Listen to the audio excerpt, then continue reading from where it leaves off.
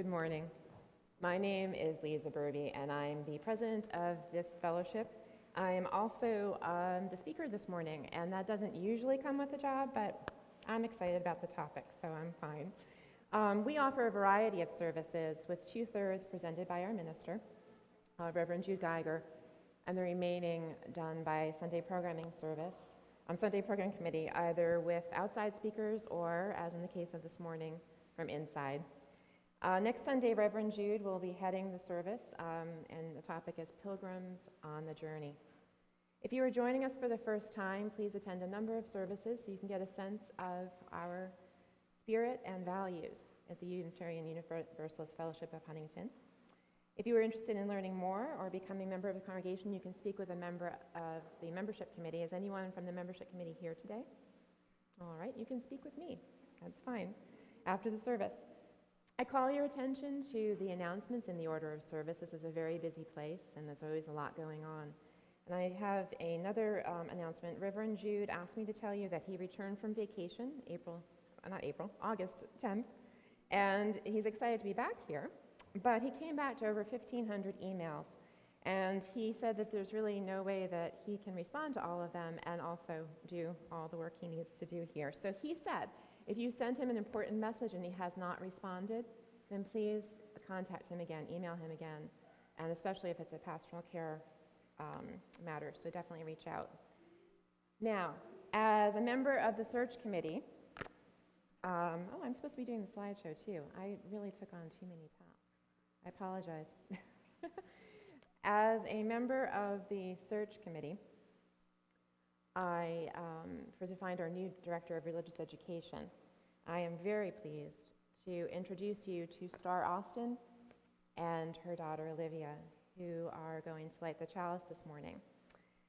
Star will be holding her first RE committee meeting today, I've heard. Talk about getting started right away. And following, she'll be available in the social hall to meet with everybody and talk. Welcome, Star and Olivia. And please, we are now going to light the chalice, and I don't know if I've done this right, so bear with me for 1 second. I don't know. All righty, here we go. Lighting the chalice. And the opening words are from Oh, the Places You'll Go by Dr. Seuss. And it's sort of a blessing for both Star and Olivia. You'll get mixed up, of course, as you already know. You'll get mixed up with many strange birds as you go. So, Star and Olivia, be sure when you step with great tact, and remember that life's a great balancing act. Just never forget to be dexterous and deft, and never mix up your right foot with your left. Welcome, we're very pleased to have you here.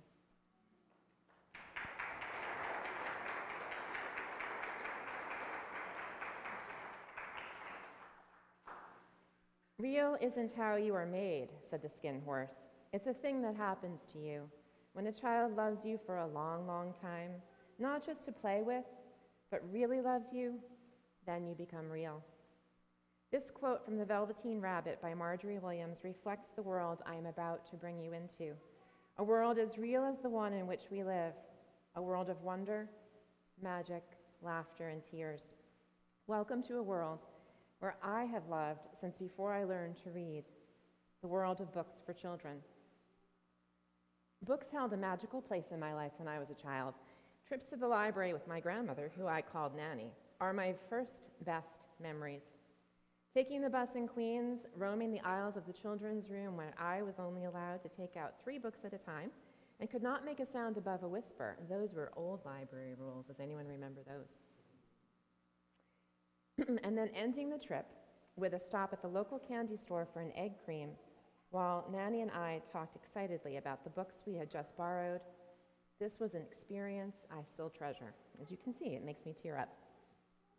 Nanny introduced me to her favorite book, Little Women, and I discovered my much-loved childhood author on my own, Laura Ingalls Wilder. Once I read The Little House in the Big Woods, I knew that I was going to be a children's book writer when I grew up. I am so lucky that I have published nearly 40 books for children, and I have more in the works. As a parenting magazine editor and writer, I have gotten to review hundreds of books for children over the past 24 years. And as a mom, I've had the pleasure of sharing oodles of books with my girls. I also edit and critique manuscripts by children's book authors, and just revised my 2004 book, How to Publish Your Book for Children and Young Adults, which is due out soon. So this world of children's literature is one in which I spend a lot of time, and what a world it is. Today I will be sharing with you the history of children's literature, the reasons why books for children and teens should not be limited by age.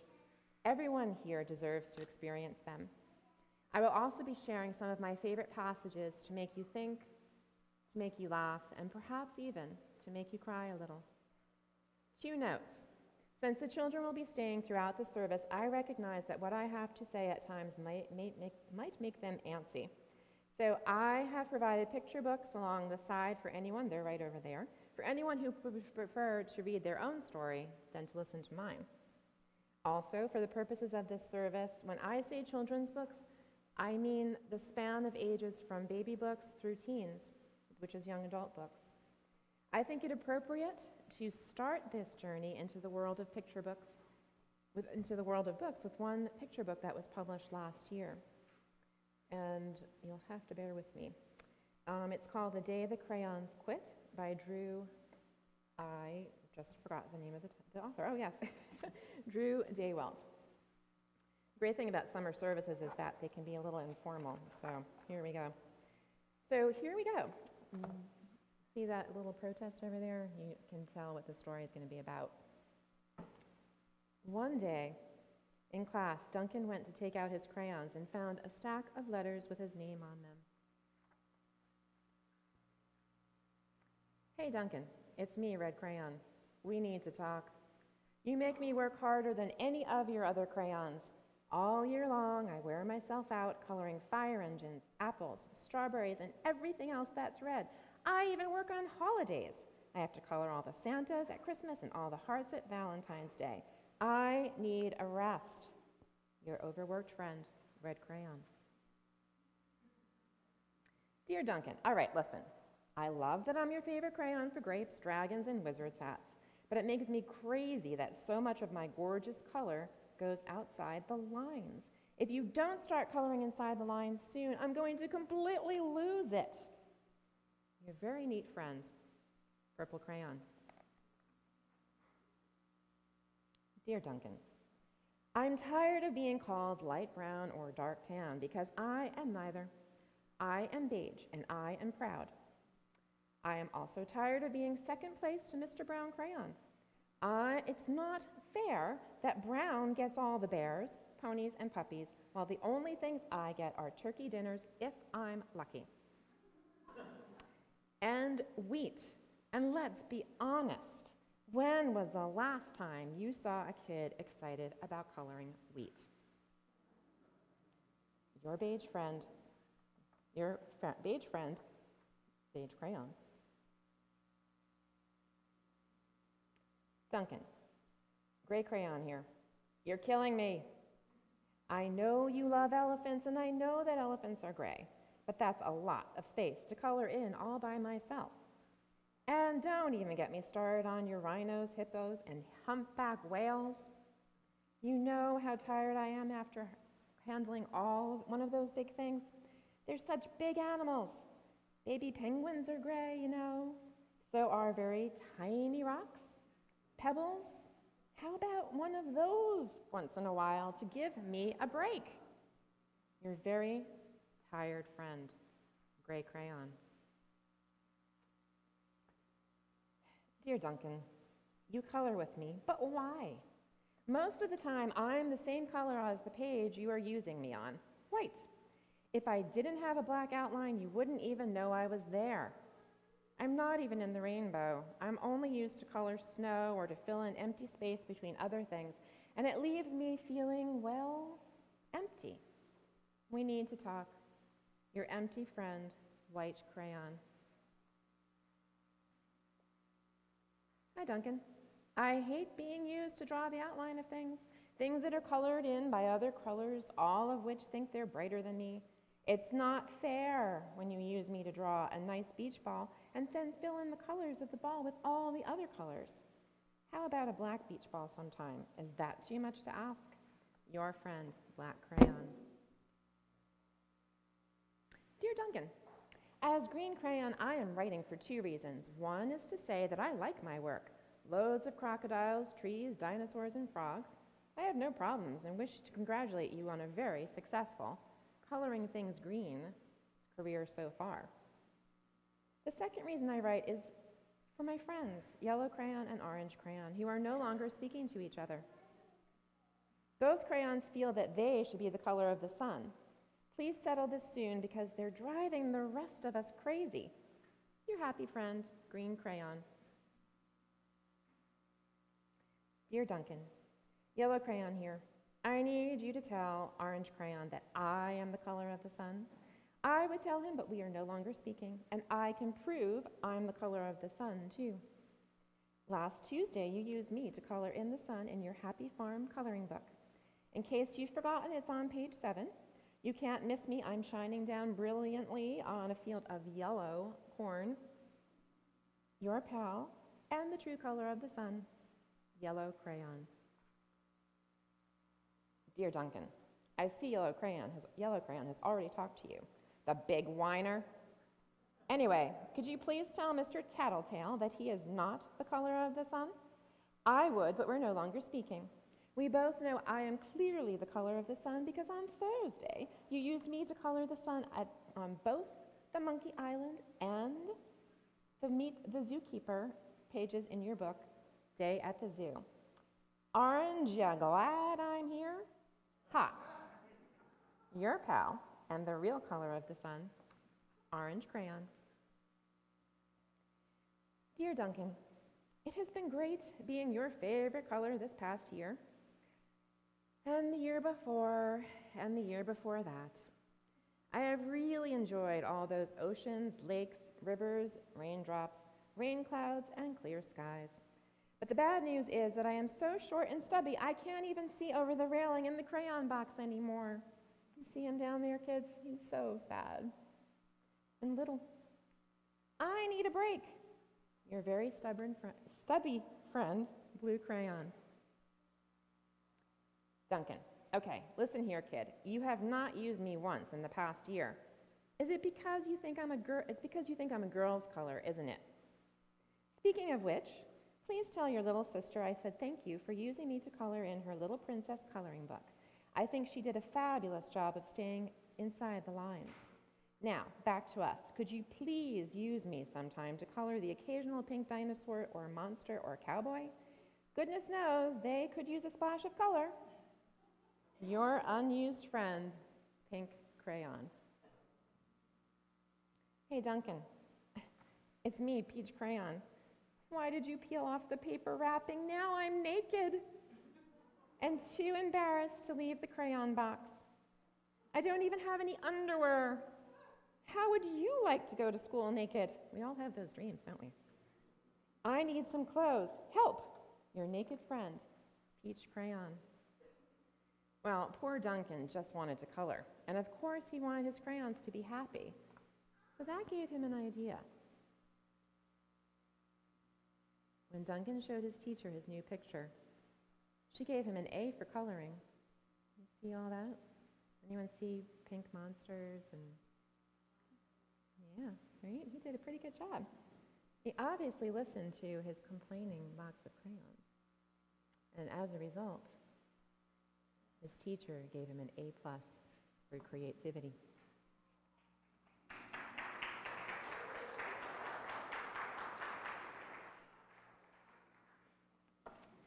So that's just the first story of the morning. And now we're going to have the House at Pooh Corner, played by Steve Burby, Carmine Eredita, and Isabella Johnson.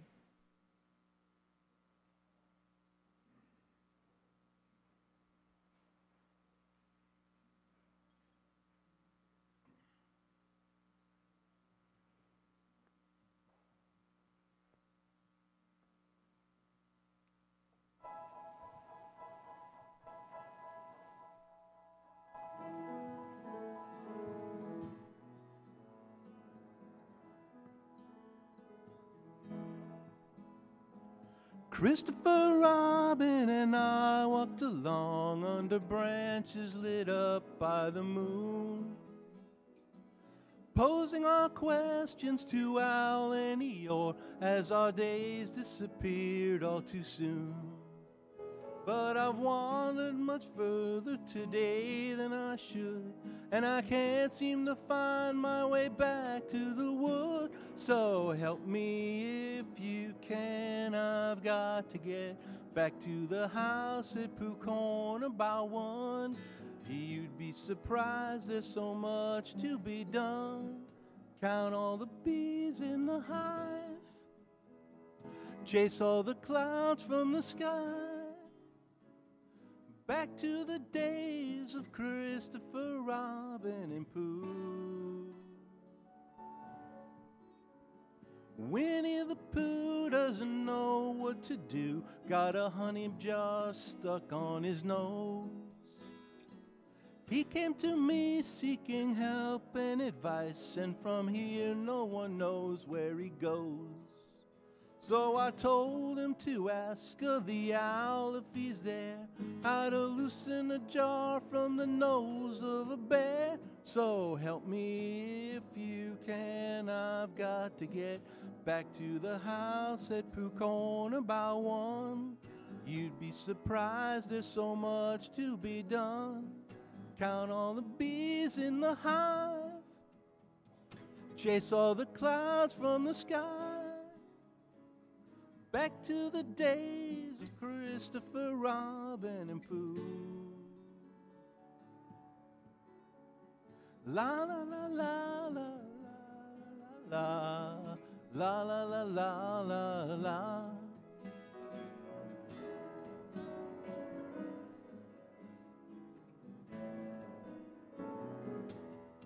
So help me if you can, I've got to get back to the house at Pooh Corner by 1. You'd be surprised, there's so much to be done. Count all the bees in the hive, chase all the clouds from the sky, back to the days of Christopher Robin, back to the ways of Christopher Robin, back to the days of Pooh.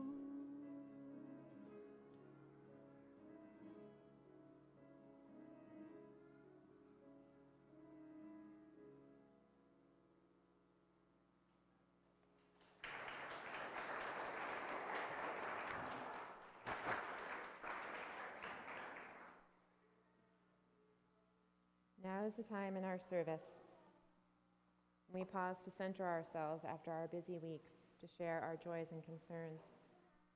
After a week of reports of war overseas and the senseless shooting of a young black boy in Missouri, I think it fitting to lead with this poignant quote from the Diary of Anne Frank, A Diary of a Young Girl by Anne Frank. It's really a wonder that I haven't dropped all of my ideals because they seem so absurd and impossible to carry out. Yet I keep them because in spite of everything, I still believe that people are really good at heart. Really beautiful from a young woman who was later to die in a concentration camp. This week has also been a difficult one for us here as we have lost a dear long-term member, Doris Kamina, who passed away earlier this week. A small gravesite service for Doris was planned for family in the coming week. No decisions have been made yet on when a memorial service will be scheduled. Meanwhile, John moved on Wednesday to Bellhaven Rehab Center in Brookhaven. He welcomes visitors. We also have some joys. Ray Forrest has been released from Huntington Hospital after a stay this week for heart trouble. And I also want to acknowledge the young adults in this room who will be heading off to college, some for the first time this week. It's always hard to see them go, even though it's a wonderful rite of passage. So good luck to all of you. And now, let's join in singing Spirit of Life.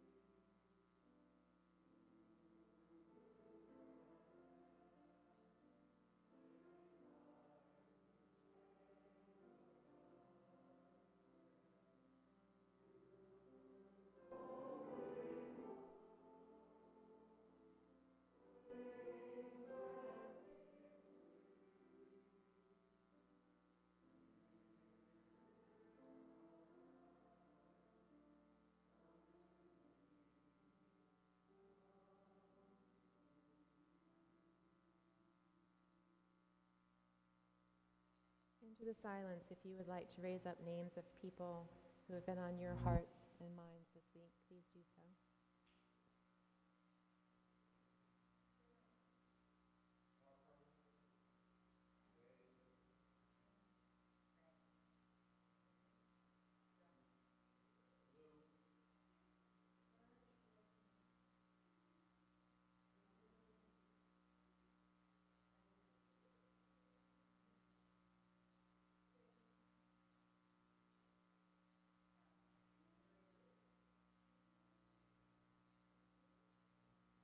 May we hold them all closely this week.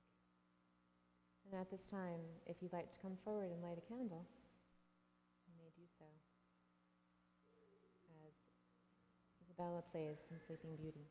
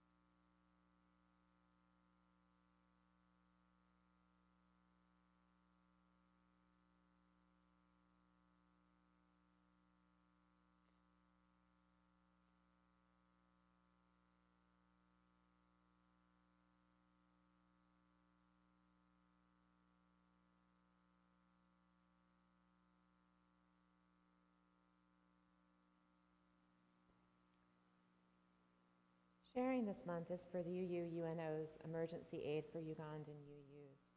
A quick reaction of its LGBT/sexual orientation, gender identity program. Undesignated donations will be split between the UFH and this fund. So at this time, usually we have music, but I thought both to keep the children from going a little too antsy, and also because books, as I've said, offer us a wonderful world in which to enter. They can inspire us to think differently about ourselves and the world in which we live. So here's a video reading of a book that I read to my daughters over and over again, Amazing Grace, written by Mary Hoffman in 1991. Today's Read Aloud is entitled Amazing Grace, written by Mary Hoffman and illustrated by Caroline Finch. Grace was a girl who loved stories. She didn't mind if they were read to her, or told to her, or made up in her own head. She didn't care if they were in books, or movies, or out of Nana's long memory. Grace just loved stories. After she had heard them, and sometimes while they were still going on, Grace would act them out, and she always gave herself the most exciting part.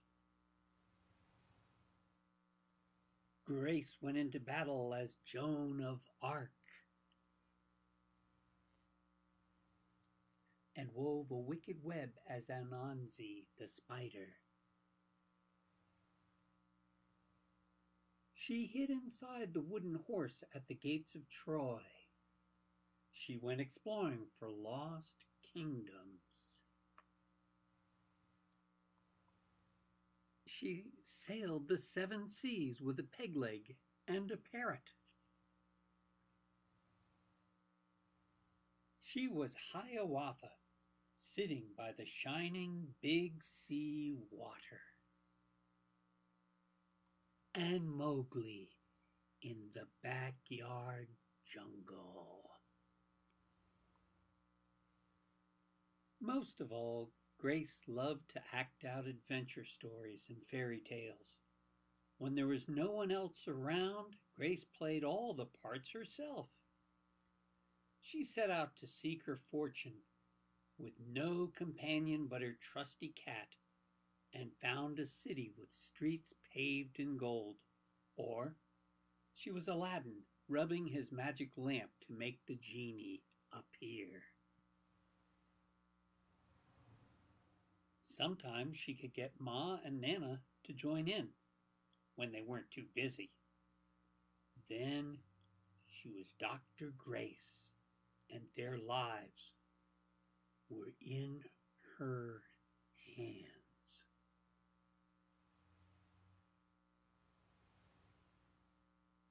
One day, Grace's teacher said they would do the play Peter Pan.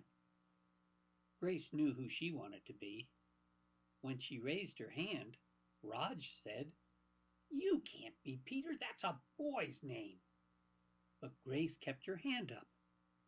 "You can't be Peter Pan," whispered Natalie. "He isn't black." But Grace kept her hand up. "All right," said the teacher. "Lots of you want to be Peter Pan, so we'll have auditions next week to choose parts." She gave them words to learn. When Grace got home, she seemed sad. "What's the matter?" asked Ma. "Raj says I can't be Peter Pan because I'm a girl." "That just shows what Raj knows," said Ma. "A girl can be Peter Pan if she wants to." Grace cheered up. Then later she remembered something else. "Natalie says I can't be Peter Pan because I'm black," she said. Ma looked angry, but before she could speak, Nana said, "It seems that Natalie is another one who don't know nothing. You can be anything you want, Grace, if you put your mind to it." On Saturday, Nana told Grace they were going out. In the afternoon, they caught a bus and train into town. Nana took Grace into a grand theater. The sign outside read, "Rosalie Wilkins in Romeo and Juliet," in sparkling lights. "Are we going to the ballet, Nana?" asked Grace. "We are, honey. But first I want you to look at this picture." Grace looked up and saw a beautiful young ballerina in a tutu. Above the dancer it said, "Stunning New Juliet." "That one is little Rosalie from back home in Trinidad," said Nana. "Her granny and me, we grew up together on the island. She's always asking me, do I want tickets to see her Rosalie dance? So this time I said yes." After the ballet, Grace played the part of Juliet, dancing around her room in her imaginary tutu. "I can be anything I want," she thought. On Monday, the class met for auditions to choose who was best for each part. When it was Grace's turn to be Peter, she knew exactly what to do and all the words to say. She had been Peter Pan all weekend. She took a deep breath and imagined herself flying. When it was time to vote, the class chose Raj to be Captain Hook and Natalie to be Wendy. There was no doubt who would be Peter Pan. Everyone voted for Grace. "You were fantastic," whispered Natalie.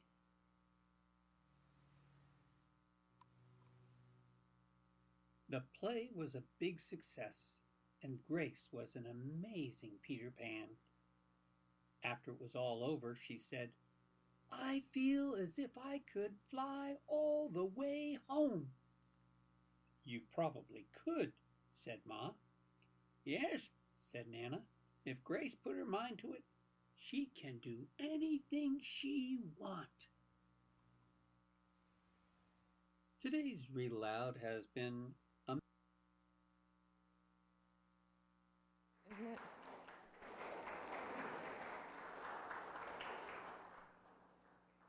It's the message I gave my girls every chance I could. It's a beautiful book. Once upon a time, there were no books for children.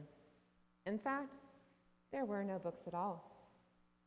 At first, there was only the oral tradition, the passing down of tales and myths from one generation to another through the spoken word. In the Middle Ages, stories like Beowulf were repeated around campfires and in castles. There were many storytellers called bards or minstrels, who, for payment of food or lodging, hopefully both, told their tales to people of all ages as entertainment. In the 1400s, the hornbook was introduced. It was a printed sheet of text glued onto a small wooden paddle and covered with a thin protective sheet of cow's horn.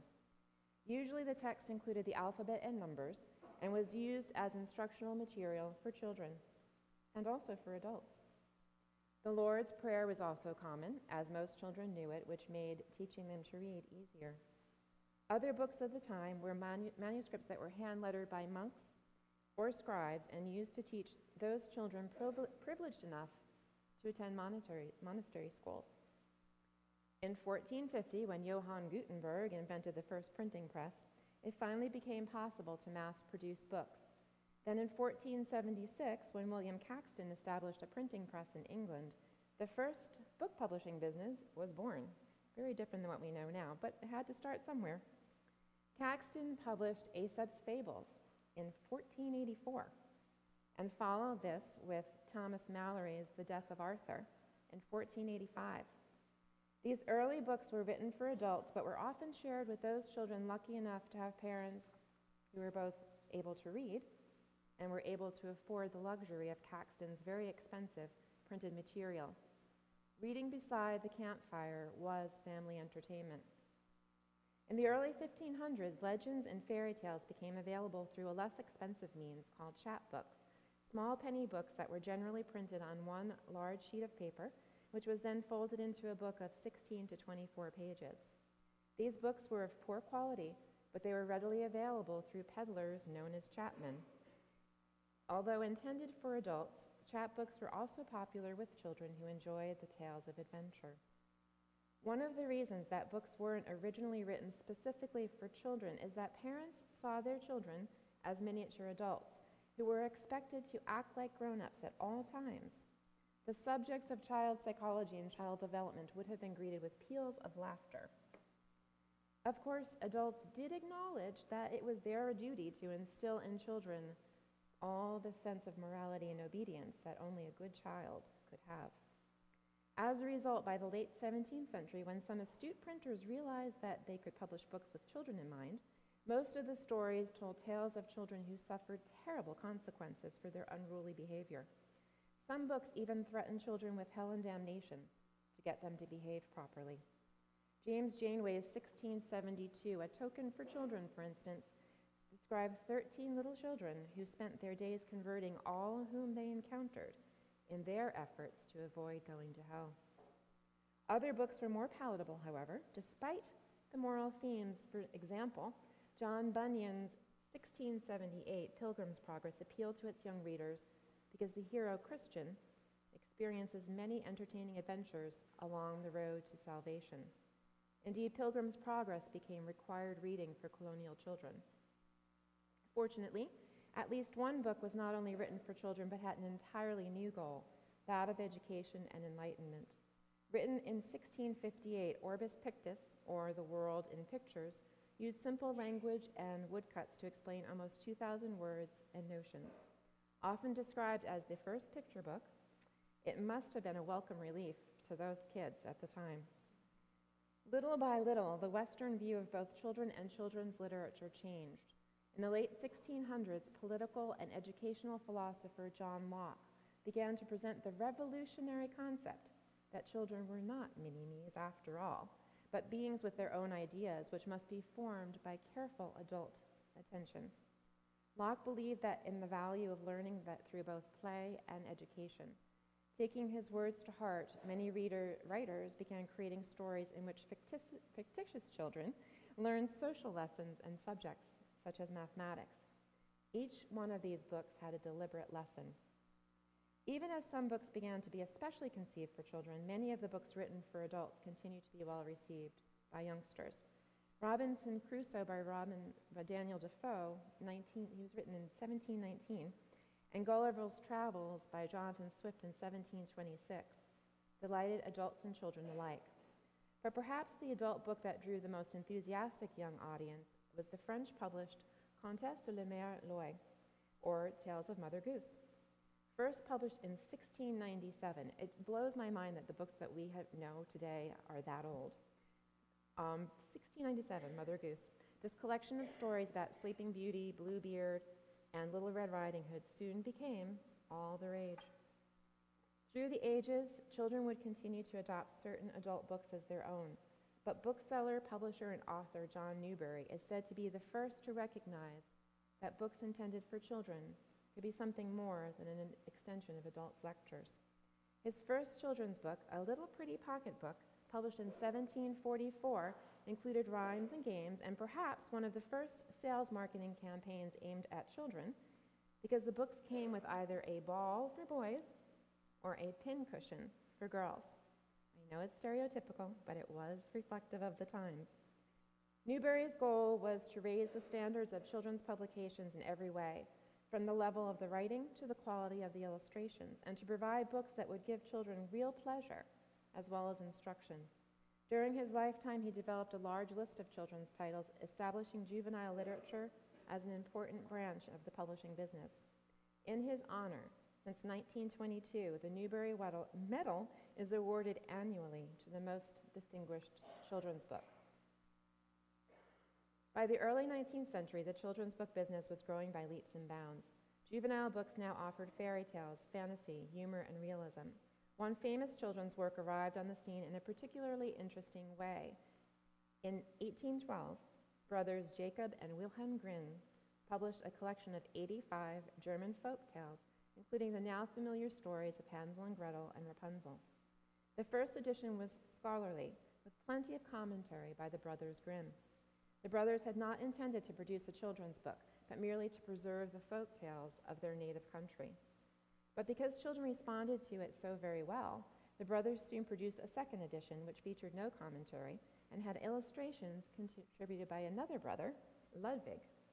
By 1823, the collected tales had been translated into English and published under the title German Popular Stories. While the Grimm's stories were collections of tales that had been passed down for generations, it was Hans Christian Andersen who is usually credited as being the first to write an original fairy tale. His fairy tales and stories, written between 1835 and 1872, were said to enrich children's imaginations, and they were certainly far less horrifying than those of the Grimm brothers. And if you've read the originals, it's pretty gruesome. Of course, not everyone was able to leave behind the moralizing of earlier times. In 1848, Struppwelter by Heinrich Hoffmann was published in Germany. In it were nonsense poems with cautionary tales with disastrous results, like the one about a boy who would not stop sucking his thumb. What better way to deal with this habit than to actually chop off the thumb? Apparently children loved it. I don't know. I wouldn't. Many other authors, now well known to us, began writing for children during this time. Clement Moore's The Night Before Christmas in 1823 made children laugh. In 1865, Lewis Carroll introduced the world of fantasy in Alice's Adventures in Wonderland, in which Alice neither learns a lesson or converts a soul. Into this atmosphere stepped authors like Nathaniel Hawthorne, William Makepeace Thackeray, Charles Dickens, Rudyard Kipling, Beatrix Potter, Jules Verne, and Kenneth Grahame, who's the author of The Wind in the Willows. In 1868, family life became a legitimate storyline with the publication of Louisa May Alcott's Little Women. In 1876, Mark Twain's The Adventures of Tom Sawyer presented characters who were not exactly up to society's standards, but we could love them anyway. And in 1921, the children's nonfiction market was established in the United States with the publication of Heinrich van Loon's The Story of Mankind. It was a fascinating view of world history created just for children. All of these authors turned children's literature away from the morbid to provide youngsters with a cheerful escape into books. Reading became a pleasant pastime. Now when parents sat around the fire with their children, it was to share a bedtime story. Further, children's libraries were established in the early 1900s, making free books accessible to all children. Over time, as the country struggled through 2 world wars, children's books began to better reflect the world around them. By the 1960s and 70s, and I know I'm skipping over a lot, but we only have so much time, juvenile literature began to help children understand the various social issues that concern them, from civil rights and crime to divorce and foster parenting. In fact, it was during that period that publishers seemed to realize for the first time that not all children are white, and they produced books that feature Black protagonists and multi-ethnic characters, like The Snowy Day by Ezra Keats. Jack Keats is actually over there.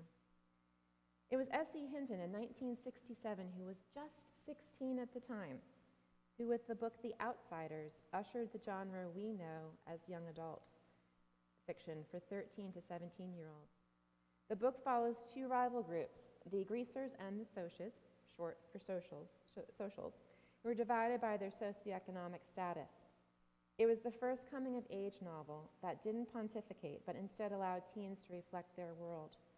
The Outsiders was a controversial book at the time and is still frequently banned today because of its depiction of underage drinking and smoking, gang violence, family dysfunction, and some slang. The 70s were my childhood, and I remember the books well. There was Judy Blume's Are You There, God, It's Me, Margaret? A Wrinkle in Time by Madeleine L'Engle, Harriet the Spy by Louise Fitzhugh, and books by Paula Danziger, Beverly Cleary, Betsy Byers, and so many more. By the 1980s, editors and writers seemed to realize that children just want to read about strong characters involved in interesting plots, regardless of any moral lesson the writer intended to convey.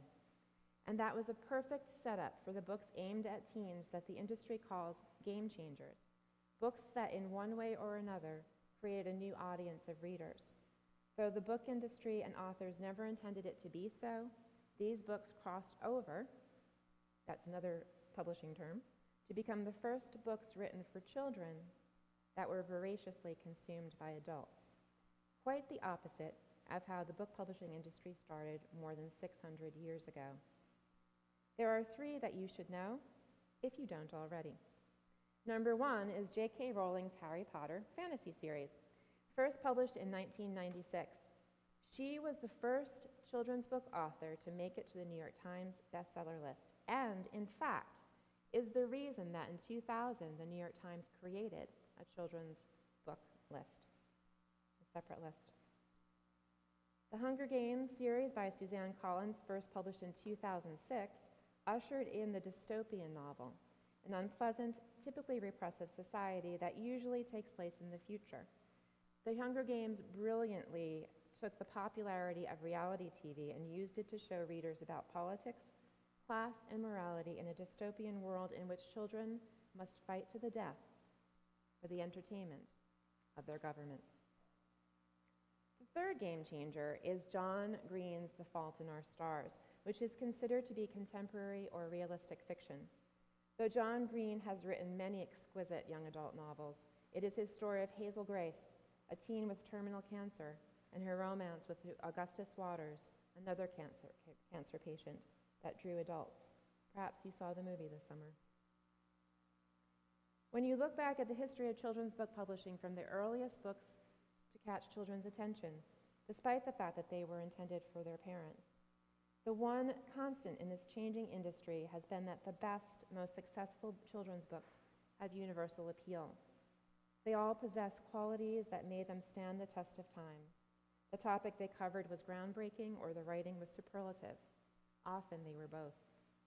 What is it that makes these books crack open the door to the experience of understanding, beauty, humor, and knowledge? The words of their authors, of course. The worlds they transport us to, the characters they make us fall in love with and care about, and the possibilities about life that they help us to comprehend all come from the imaginations of writers who chose as their primary audience children because they value how children think and feel. At this time, I want to share with you passages from books that have been important to me for different reasons. Children's books are by no means naive. They are rich and complex. There have been numerous books for children that have moved me to tears. And the following passages may do so again. The first is from John Green's The Fault in Our Stars, after the main character suffers a great loss.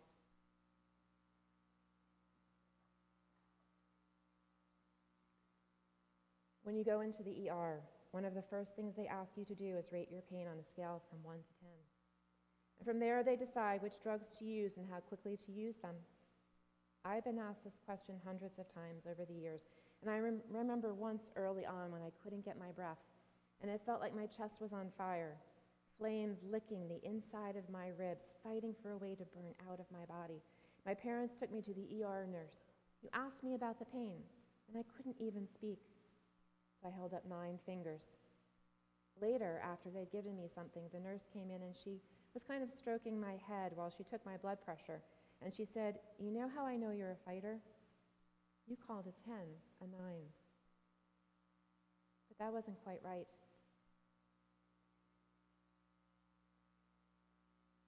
I called it a 9 because I was saving my 10. And here it was, the great and terrible 10, slamming me again and again as I lay still and alone in my bed, staring at the ceiling, the waves tossing me against the rocks, then pulling me back out to sea so they could launch me again into the jagged face of the cliff, leaving me floating, face up on the water, undrowned. It's a children's book. From Holly Goldberg Sloan's middle grade novel, Counting by Sevens. Oh, I totally forgot. I was supposed to show you pictures. I just got carried away. Counting by Sevens, in which a 12-year-old girl with Asperger's loses both of her parents in a crash. Dysphagia is the medical term for not being able to swallow, and I know there are 2 kinds of dysphagia, oropharyngeal and esophageal. But maybe there is a 3rd kind of dysphagia that comes when your heart breaks into pieces.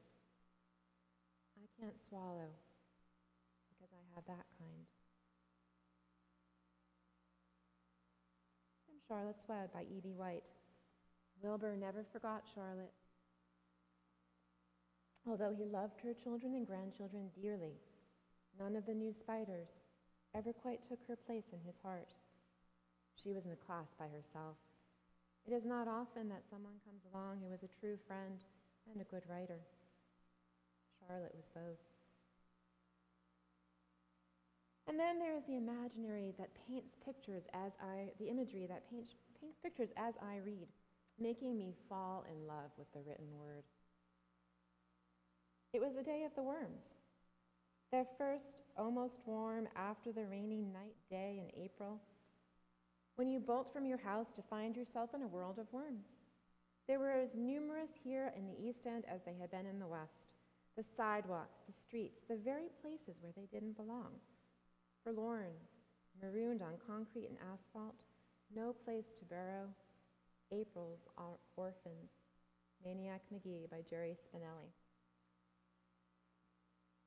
She fell asleep, and it was a sleep as thin as the night clouds, dotted with dreams that came and went like the stars. Number the Stars by Lois Lowry. So many versions of just one memory, and yet none of them were right or wrong. Instead, they were all pieces. Only when fitted together, edge to edge, could they even begin to tell the whole story. Just Listen by Sarah Dessen. When the fiddle had stopped singing, Laura called out softly, "What are the days of old lang syne, Pa?" "They are the days of a long time ago," Laura, Pa said. "Go to sleep now." But Laura lay awake a little while, listening to Pa's fiddle softly playing, and to the lonely sound of the house, the wind in the house in the big woods. She was glad that the cozy house, and Pa and Ma, and the firelight and the music were now. They could not be forgotten, she thought, because now is now. It can never be a long time ago. Laura Ingalls Wilder, The Little House in the Big Woods. I'd have a stable full of Arabian steeds, rooms piled with books, and I'd write out of a magic inkstand so that my works should be as famous as Laurie's music. I want to do something splendid before I go into my castle, something heroic or wonderful that won't be forgotten after I'm dead. I don't know what, but I'm on the watch for it, and mean to astonish you all someday. I think I shall write books and get rich and famous. That would suit me. So that is my favorite dream. Little Women by Louisa May Alcott. Another thing I appreciate about children's books is that they reveal childhood and help us to understand the children we love and the children we once were. Consider Olivia by Ian Falconer. When they finished reading, Olivia's mother gave her a kiss and says, "You know, you really wear me out, but I love you anyway." And Olivia gives her a kiss back and says, "I love you anyway, too." The literal way in which children perceive the world can also make you smile in understanding. Perhaps you remember this from Winnie the Pooh. "But what I like doing best is nothing," said Christopher Robin. "How do you do nothing?" asked Pooh, after he had wondered for a long time. "Well, it's when people call out to you just as you're going off to do it. 'What are you going to do, Christopher Robin?' And you say, 'Oh, nothing,' and then you go and do it." Sometimes the best books for children are the ones that parents can appreciate because it rings so true for them. This is perfectly illustrated in If You Give a Mouse a Cookie by Laura Numeroff. And I cannot read all of it, but you'll get the gist. If you give a mouse a cookie, he's going to ask for a glass of milk. When you give him the milk, he'll probably ask you for a straw. When he's finished, he'll ask you for a napkin, and then he'll want to look in the mirror to make sure he doesn't have a milk mustache. When he looks in the mirror, he might notice his hair needs a trim. So he'll probably ask you for a pair of nail scissors, and so on. Books can also help children to cope with their lives. How many people in this room here have ever been a little sister or little brother? I know there's a lot of you. So you may relate to Noisy Nora by Rosemary Wells. It's very silly, and at the same time so realistic that you can feel so perfectly what poor Nora feels. Besides, it's just fun to read aloud, and I share it partly out of sentimentality because my youngest daughter, Laura, used to request it quite frequently. This is not the whole book, but the best bits. Jack had dinner early. Oh my goodness, how could I not show you? Noisy Nora. Jack had dinner early. Father played with Kate. Jack needed burping, so Nora had to wait. First she banged the window. Then she slammed the door. Then she dropped her sister's marbles on the kitchen floor. "Quiet," said her father. "Hush," said her mum. "Nora," said her sister, "why are you so dumb?" "I'm leaving," shouted Nora, "and I'm never coming back." And they didn't hear a sound, but a tra-la-la from Jack. Father stopped his reading. Mother stopped her song. "Mercy," said her sister, "something's very wrong." No Nora in the cellar. No Nora in the tub. No Nora in the mailbox or hiding in the shrub. She's left us, moaned her mother, as she sifted through the trash. But I'm back again, said Nora with a monumental crash. By the way, Rosemary Wells is going to be at book review on September 7th, so you get to meet her yourself. There are so very many authors I wish I had time to share with you, like Rainbow Rowell, Laurie Hulse Anderson, Margaret Weiss Brown, Walter Dean Myers. But I promised you your turn to share, and we'll do that shortly. But before I close the book on my topic, I want to share some words from the children's picture book author, Tommy DiPaolo, who has written and or illustrated 250 books, including Stregonona and Oliver Button is a Sissy.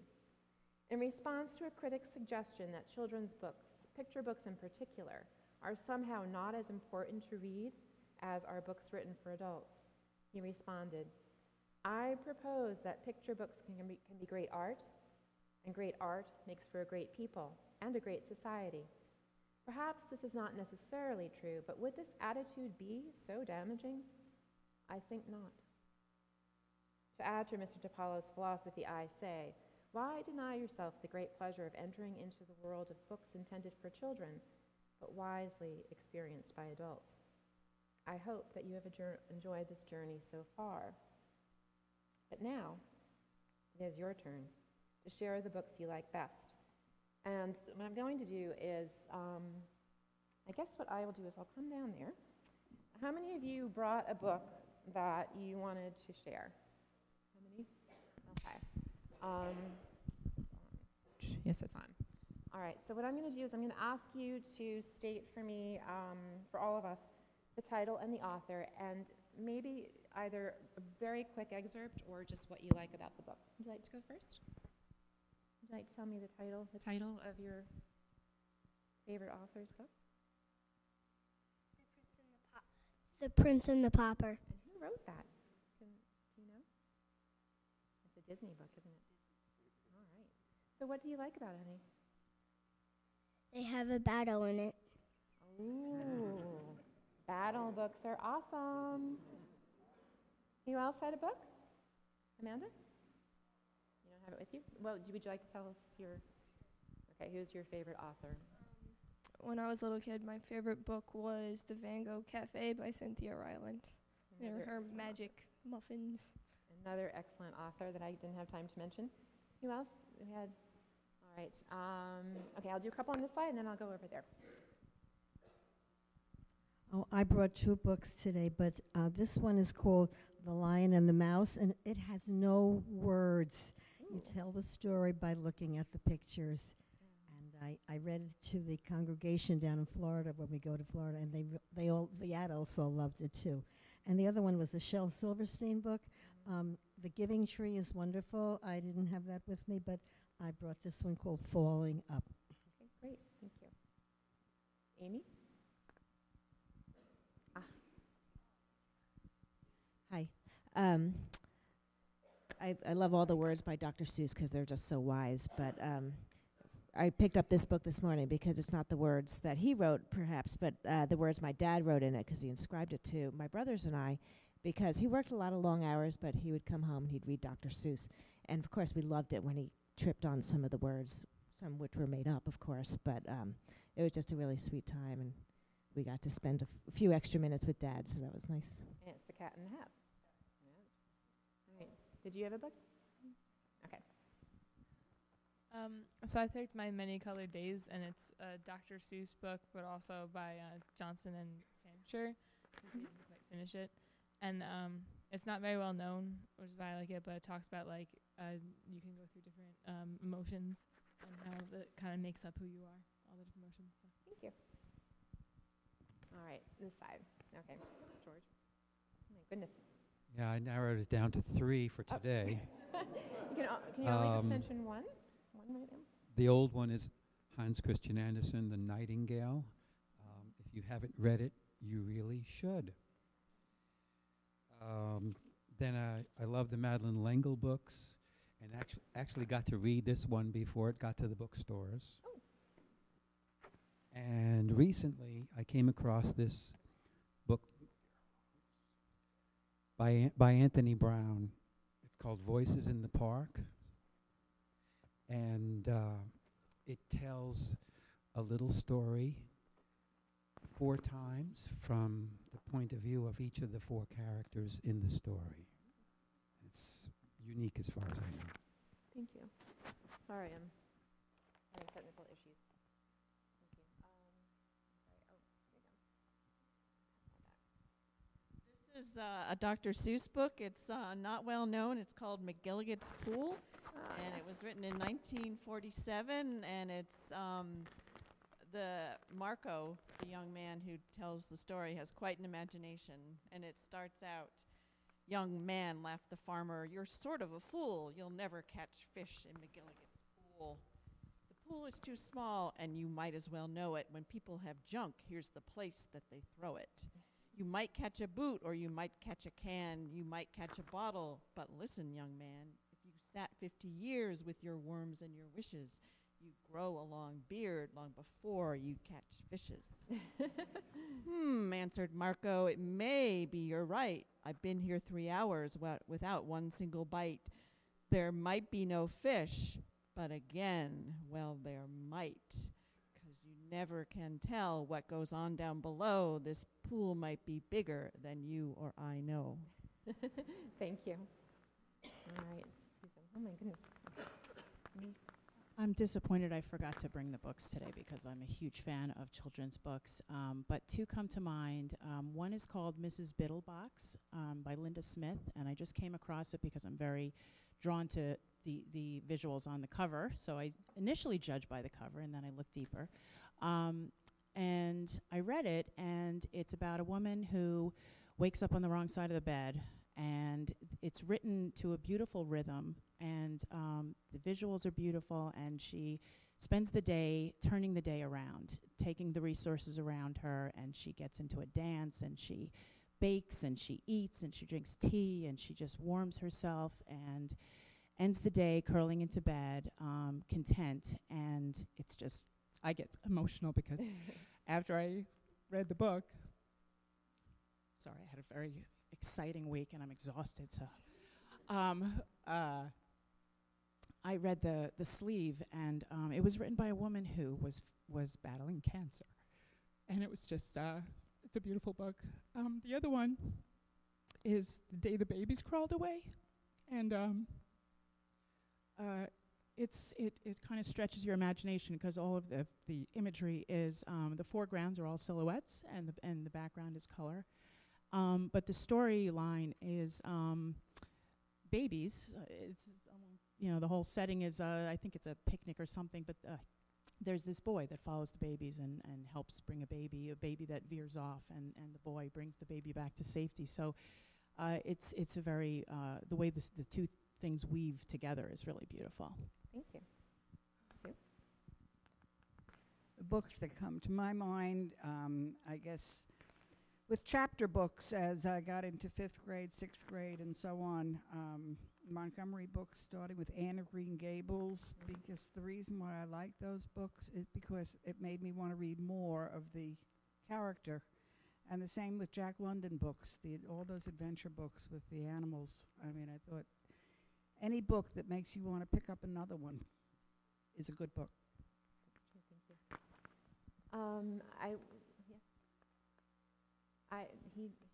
He did do one. I want to give another child a chance. And then, how many more people have raised their hands? Oh my goodness! I'm gonna do little hands. He did one already. So. Thank you. I'm reading a book called Out of My Mind. What is it?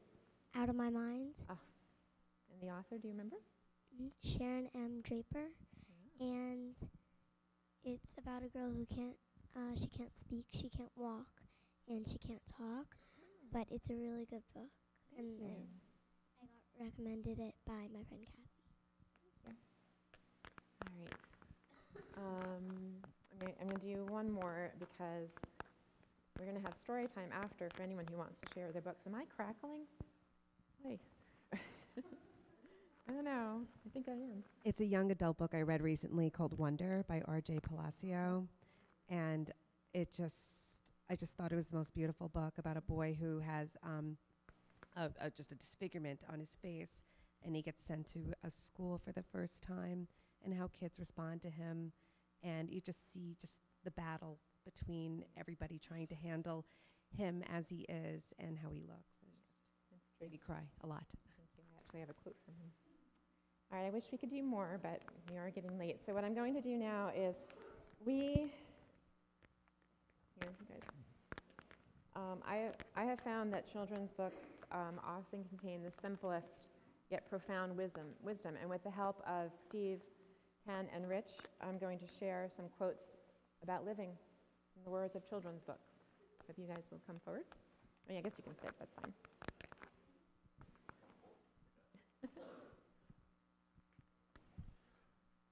You're braver than you believe, and stronger than you seem, and smarter than you think, by Winnie the Pooh, by A.A. Milne. The greatest secrets are always hidden in the most unlikely places, Charlie and the Chocolate Factory, by Roald Dahl. A person's a person, no matter how small, Horton Hears a Who, by Dr. Seuss. No act of kindness, no matter how small, is ever wasted. Aesop's Fables from The Lion and the Mouse. It has been a terrible, horrible, no good, very bad day. My mom says some days are like that. Alexander and the Terrible, Horrible, No Good, Very Bad Day by Judith Virist. It does not do well to dwell on dreams and forget to live. Harry Potter and the Philosopher's Stone by J.K. Rowling. The World is Not a Wish-Granting Factory. The Fault in Our Stars by John Green. The worst part of holding memories is not the pain, it is the loneliness of it. Memories need to be shared. The Giver by Lois Lowry. What you have to decide is how you want your life to be. If your forever was ending tomorrow, would this be how you would want to have spent it? Listen. The truth is, nothing is guaranteed. You know that more than anybody. So don't be afraid. Be alive. The Truth About Forever by Sarah Dessen. Thank you.